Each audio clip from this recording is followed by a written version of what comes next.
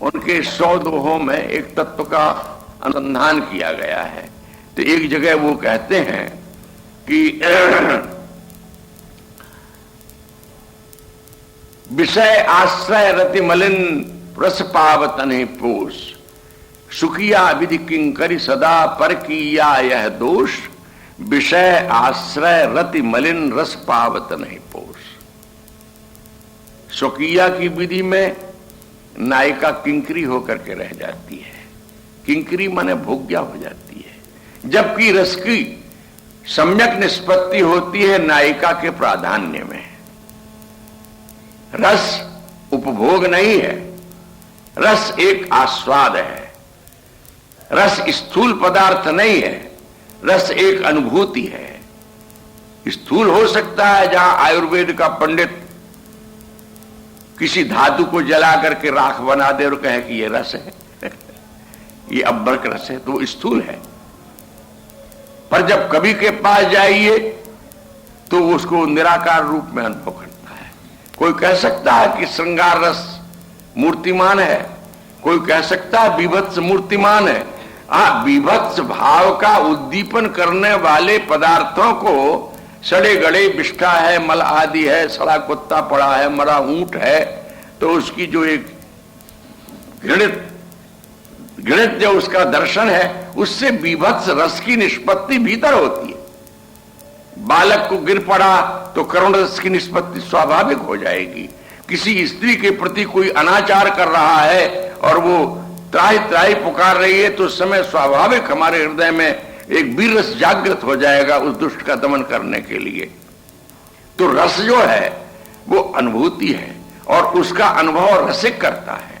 रसिक का अर्थ ये नहीं है कि जो केवल प्रिया प्रीतम के ही रस का अनुभव करता हो। रसिक वो सब हैं जो 6 प्रकार के भोज्य रसों का आस्वादन करते हैं और 9 प्रकार के साहित्य रसों का आस्वादन करते हैं और इनसे भी अतीत जो भक्ति का रस है उसका आस्वादन करते हैं और उससे भी कुछ विलक्षण जो प्रेम का विशुद्ध तत्सुखमय रस है उसका आस्वादन करते हैं।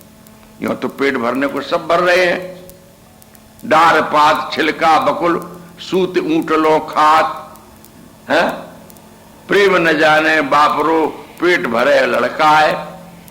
ऊंट का उदाहरण देते हुए श्री बिहारी देव जी ने कहा है, ऊंट को यद्यपि मुंह विक्षत हो जाता है पर उसे कांटा खाने का स्वाद होता है। बबूल के पेड़ को सूट लेता है अपने जबड़ों से और उसके डाल हैं, छिलके हैं, बकुले हैं, पत्ते हैं, सब कुछ चबा जाता है और चबाने से जो खून आता है उसमें स्वाद लेता है कुत्ते की तरह। हड्डी जैसे चबा करके कुत्ता अपने ही जबड़ों का रस लेता है।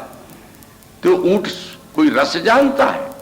भोजन के जो 6 प्रकार हैं अथवा चोष्य हैं, लेह है, चर्ब्य है, पेय है, इन पदार्थों का कोई उसको सुख मिलता है? कुछ नहीं जानता, वो तो केवल पेट भरना है उसको। तो डार पात छिलका बकुल सूट करके और ऊंट लो खाए, स्वाद न जाने बापरो पेट भरे लड़का। तो पेट भरना बात अलग है।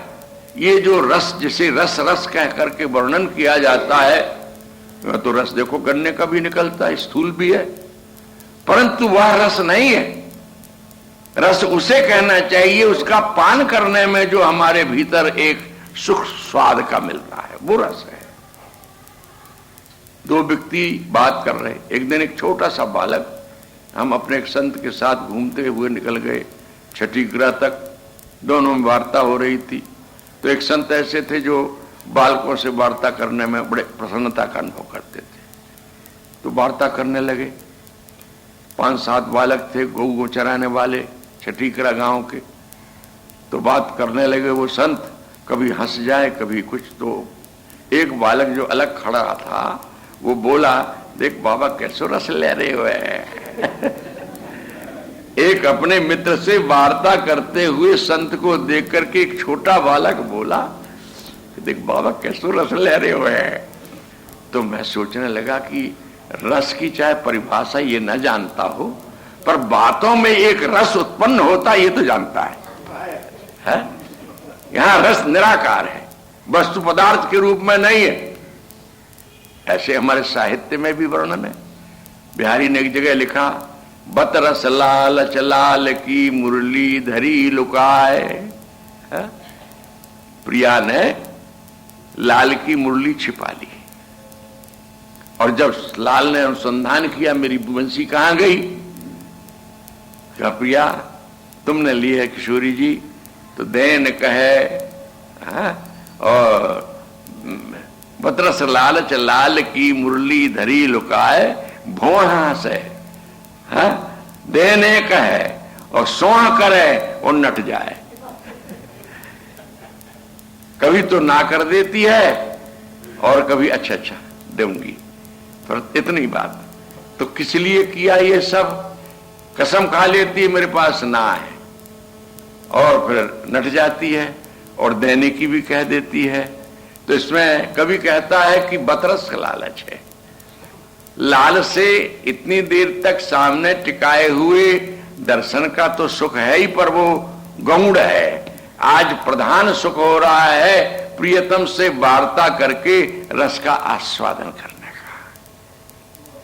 तो स्वकीयत्व में भी और परकीयत्व में भी अपनी अपनी कोटि का रस होता है।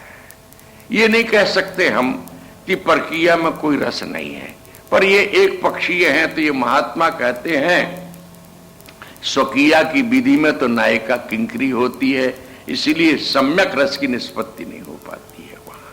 और बहुत अंशों तक इनकी बात सब ठीक है, उसको विस्तृत करके वर्णन करने का सामर्थ्य शायद मुझ में नहीं है, ऐसा भी अनुभव करता हूं, और प्रसंग से दूर हो जाएगी बात। आप कहेंगे कि लीला का रसास्वाद तो कराते नहीं है, तत्वान्वेषण करने लगे। तो स्वकीय की विधि में नायिका जो प्रेम पात्रा है, प्रेमास्पदा है, वो प्रेमास्पदा न रह करके एक सामान्य सेविका हो जाती है, इसलिए जुगल में रस की निष्पत्ति नहीं होती। ये स्वकीय विधि वैष्णव संप्रदायों में अनेक संप्रदायों को स्वीकार है। और दूसरी विधि जो परकीया की है, वो कहते परकीया में सुख तो होंगे, गुण होंगे, रस भी होते हैं, परंतु एक दोष भी है। वो दोष 3 भागों में बटा हुआ है। विषय, आश्रय और रति तीनों मलिन है उसकी। विषय प्रेमास्पद तत्व को कहते हैं, आश्रय उसको कहते हैं जो प्रेमी होता है, और रति उसे कहते हैं जो दोनों के बीच में स्थायी प्रेम है। प्रेम का वह बीज जिससे प्रेम का प्रस्फुटन होगा, लीलाओं का विस्तार होगा। विषय क्यों मलिन है? क्योंकि वो लोक रीति से और वेद रीति से भी स्वीकार्य नहीं है। शास्त्रवादी उसको स्वीकार नहीं करते हैं, क्योंकि परकीया रहती है। स्वपति पक्ष जो है ये तो धर्म है, ये मर्यादा है, ये मोक्ष का मार्ग है, ये उत्तम लोकों की प्राप्ति का मार्ग है, और परपति का सेवन तो सर्वथा निषिद्ध है, उसको घृणा की दृष्टि से वर्णन किया गया है। तो विषय मलिन है और आश्रय मलिन है। जो नायिका परपति का सेवन करती है वह अधम है, और जो नायक परपत्नी को स्वीकार करता है प्रेमिका के रूप में वो भी अधम है। और दोनों के मध्य में उत्पन्न हुई जो रति है वो दूषित है, और दूषित के साथ साथ वो भयावह भी है। वो एकांत मन में तो शायद उसको सुख दे देती होगी, किंतु वह सदा आशंकित रहती है।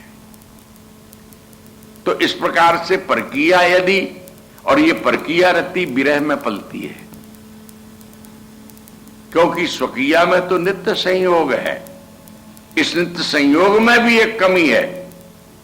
इसका वर्णन संत श्री परमानंदास जी ने, अष्टछाप के संत है ना परमानंदास जी, सूरदास जी के गुरु भ्राता श्रीमद वल्लभाचार्य जी महाराज के कृपा पात्र, उन्होंने कहा है कि सोरस कहा सुहागिन जाने रही निशा भर सोए। स्वकीया विधि में सुहागिनी सौभाग्यवती प्रिया परिणीता पत्नी अपने पति का नित्य संयोग होने के कारण उसकी जो अंतर्रति है वो आंदोलित नहीं होती है। उसको सामान्य मान करके रात भर रहती तो समीप है, और चाहे सैया गति ही क्यों ना होवे, परंतु चैन से सोती है। सोरस कहा सुहागिनी जाने। और जो परकीया नायिका है, बड़े श्रम के पश्चात जिनका अविसार के माध्यम से मिलन हुआ है, वो तो नैन अकोर देत नहीं राधा चाहत पिय ही निचोए। वो राधा तो प्रियतम को जैसे उनके रूप माधुर्य पेशल को निचोड़ करके अपने नेत्रों के माध्यम से हृदय में ले जा करके स्थित कर लेना चाहती है, निचोड़ करके उनकी रूप रस माधुरी को पान कर जाना चाहती है। इन तो अपनो सर्वस दीनो एक प्राण बपुदो, दोनों पक्षों में ये रति है। भजन भेद न्यारो परमानंद जानत बिरलो कोय। तो इसमें उन्होंने अर्थ श्रेष्ठ माना है। और आचार्य श्रीमद रूप गोस्वामी ने भी इसकी व्याख्या की है। संगम विरह विकल्पे बरमिह विरहो न संगमस्तस्या। यदि इस विषय का निर्णय हम लेना चाहें कि मिलन में और वियोग में, स्वकीयत्व में और परकीयत्व में, वियोग में परकीयत्व प्रधान है और संयोग में स्वकीयत्व प्रधान है, यदि हम इसका तारतम्य करें, तोले हम इसको तराजू में रख करके कि श्रेष्ठ कौन है, कनिष्ठ कौन है, तो वो निर्णय झट अपना आप दे देते हैं। बर में विरहो न संगमस्तस्या।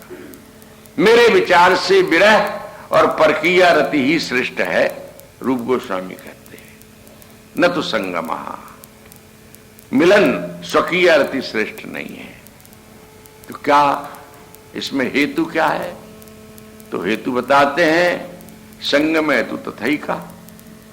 संगम का, मिलन का जब काल होता है तो प्रियतम एक ही होता है, पर जब विरह का काल हो जाता है तो त्रिभुवन तन्मयम विरह, त्रिलोकी प्रियतम मय बन जाती है।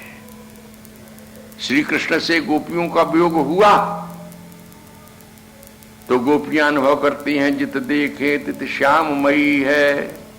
श्याम कुंज बन जमुना श्यामा मनो श्यामता बेलिबई है।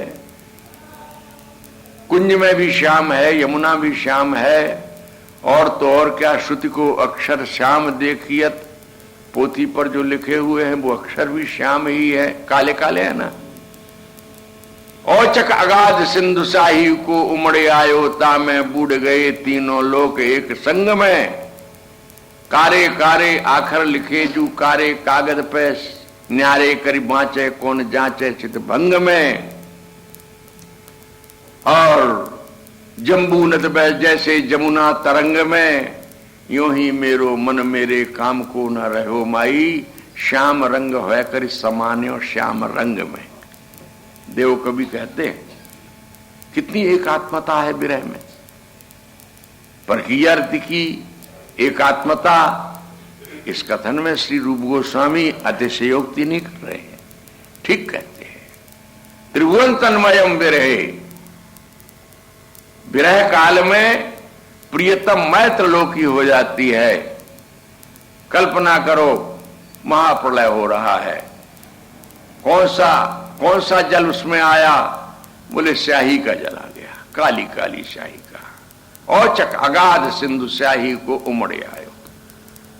कौन कौन डूबे? बोले तीनों लोग डूब गए एक संग में। एक कैसे तुम निर्णय करोगे कि कौन गोरा था कौन श्याम था? वह तो तन्मयता हो जाती, ये कहने का है। ऐसे ही काली काली स्याही से काले कागज पर जो अक्षर लिख दिए जाएं और अमावस्या की रात्रि हो, आंखों में रतौंधी की बीमारी हो, आखिर में तिमिर अमावस की रैन है, और ले जाए करके उस जम्बू नद के समुद्र में उसको डुबा दो।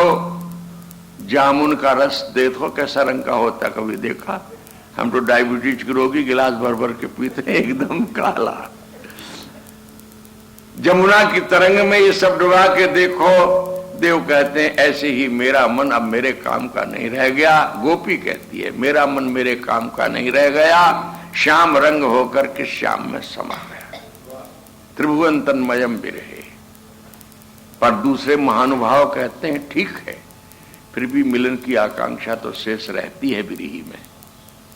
विरही चाहे कितना ही अपनी अवस्था को पूर्ण बतावे, पर उसकी इस विकलता में ही ये ध्वनि निकलती है कि वो मिलन की आकांक्षा रखे हुए है। ये सिद्धांत का आग्रह बात दूसरी है, पर ईमानदारी से यदि तात्पर्य देखें तो तात्पर्य तो नित्य मिलन में है। जितना भी कोई प्रेमी हो, उपासक हो, एक जन्म, दो जन्म, एक कल्प, दो कल्प, 10 कल्प तक प्रियतम प्रिया प्रीतम से मिलने की आकांक्षा के लिए विरह में जल रहा है, मर रहा है, डूब रहा है, उतरा रहा है, पर चाहता क्या है? वो चाहता मिलन है। इसलिए तात्पर्य उपासना का मिलन में है, विरह में नहीं है। बहुत पुरानी एक बात है, श्री जी के कुंज में एक सम्मेलन हो रहा था और उसमें बड़े अच्छे अच्छे समझदार श्रोता भी थे और सामान्य लोग भी थे। आप लोग शायद जानते हो रतनलाल सेठ बेरी वालों को, नाम तो सुना होगा।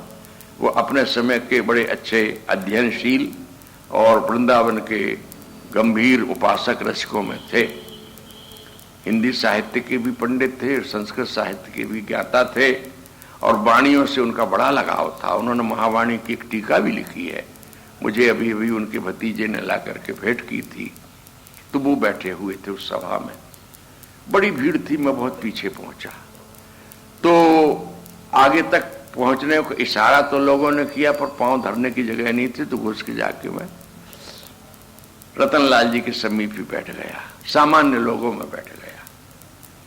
उस समय श्री कृष्णाश्रय तीर्थ जो पश्चात में पहले अतुल कृष्ण गोस्वामी जी, वो वृंदावन की अपने गौड़ीय संप्रदाय की प्रेम की एक समुन्नत दशा का वर्णन कर रहे थे और उस वर्णन में उन्होंने विरह को मुद्दा बनाया था और उन्होंने कहा कि ऐसा भी कभी हो कि हमारी इस विरह की अग्नि की एक प्रबलता से ठाकुर द्रवित हो जाए और हम अपना कपाट बंद किए हुए अपने कक्ष में उनकी विरह वेदना में लीन हो गए। हमको तन की, मन की, बुद्धि की कोई स्थिति सुधी नहीं रह गई। उनके शब्द तो बड़े गंभीर होते हैं, मैं तो भाव बता रहा हूं। और ठाकुर आकर के कपाट में दस्तक दे, वह खोलो खोलो खोलो, मैं तुमको कृतकृत्य करने आया हूं। तुम जिस विरह वेदना से व्यथित हो, मेरा दर्शन करो, अपनी वेदना शांत करो। तो उनकी अमृत वाणी को सुनकर के भी मैं यही कहूंगा कि मेरे आनंद में विक्षेप मत डालो। अरे विरह रस में जो सुख है, सुखानुभूति है, रसानुभूति है, किस स्थिति में है जाओ आप कल्पना करो। एक विद्वान और एक संप्रदाय का विशिष्ट आचार्य जब इस बात का प्रतिपादन करता है कि ठाकुर स्वयमेव आकर के कहता है कि मैं तुम्हारा नायक, जिसके लिए तुम तड़प रही हो, गोपी भाव में विभोर हो, मैं तुम्हें आलिंगन के लिए आया हूं और तुम्हें कृतकृत्य करूंगा, तब भी कहता है कि मेरे आनंद में विक्षेप मत डालो। तो संगम विरह विकल्पे बर में विरहो, संगम विरह के विकल्प में विरह ही श्रेष्ठ है, रूप गोस्वामी का मत है। और प्रमाणित करते हैं संगम में तो एक ही प्रीतम मिलता है, पर विरह काल में प्रियतम मैत्रलोकी हो जाती है। पर सवाल यह होता है कि विरह का तात्पर्य किस बात में? मिलन कभी विरह नहीं चाहता। मीरा के गिरधर नागर मिल बिछुरन मत कीजिए। प्रत्येक साधक, प्रत्येक उपासक ये चाहता है कि मिलन हो। कैसे मिले? बस तू न रहे, मैं न रहूं, कुछ ऐसे हम घुल मिल जावें, तू न रहे, मैं न रहूं। हरिवंशी महाराज ने चतुरासी के प्रथम पद में इस प्रेम की जो व्याख्या की है, दोनों पक्षों में प्रिया अपने प्रेम को न्यून बता करके प्रियतम के प्रेम को महान बता रही है। 3 पंक्तियां वर्णन है। प्रिया कहती है जो जो प्यारो करे सोई मोहि भावे, और भावे मोहि जोई सोई सोई करे प्यारे। ऐसा नहीं है कि मुझे भावे मोह जोई सोई सोई करे प्यारे। दोनों पक्षों में प्रीतम के प्रेम को श्रेष्ठ बताया कि वो इस प्रकार मुझे अपना समर्पण किए हुए हैं और मेरे तो भामती ठोर प्यारे के नैनन में। मुझे यदि कहीं सुख से निवास करने की जगह है तो प्रियतम के नेत्र हैं। और प्रीतम का प्रेम क्या है? बोले प्यारो भयो चाहे मेरे नैनन के तारे है? वो एक कदम और आगे है। प्यारो भयो चाहे मेरे नैनन के तारे, और मेरे तो तन मन प्राण हूते प्रीतम प्रिय। मेरे तन से मन से प्राण से भी अधिक है मेरा प्रियतम मुझे, और प्रीतम अपने कोटि प्राण मुंह पे हारे। उन्होंने अपने कोटि कोटि प्राण, मेरा एक प्राण एक मन एक तन उनको समर्पित है। इतनी बड़ी प्रियता है, पर मुझसे तो कोटि कोटि गुना उनकी प्रियता है मेरे लिए। इस व्याख्या को सुनकर के सखी एकदम भाव विभोर होकर बोली कि जय श्री हित हरिवंश हंस हंसनी श्यामल गौर, आप तो प्रेम सरोवर के हंस और हंसनी हैं। आप में कोई भेद नहीं है। आप जो भेद मूलक बात कहती हैं कि आपके प्रेम से लाल का प्रेम श्रेष्ठ है और लाल भी है, उनसे व्याख्या कराओ तो वो भी यही बतावेंगे कि मेरे प्रेम से तो प्रिया का प्रेम श्रेष्ठ है। पर वस्तुतः स्थिति यह है कि जैसे जल में और तरंग में कोई भेद नहीं होता है, गिरा में और उसके अर्थ में जैसे कोई भेद नहीं होता है, यदि कोई है भेद है तो जल और तरंग का भेद करके कोई दिखा दे।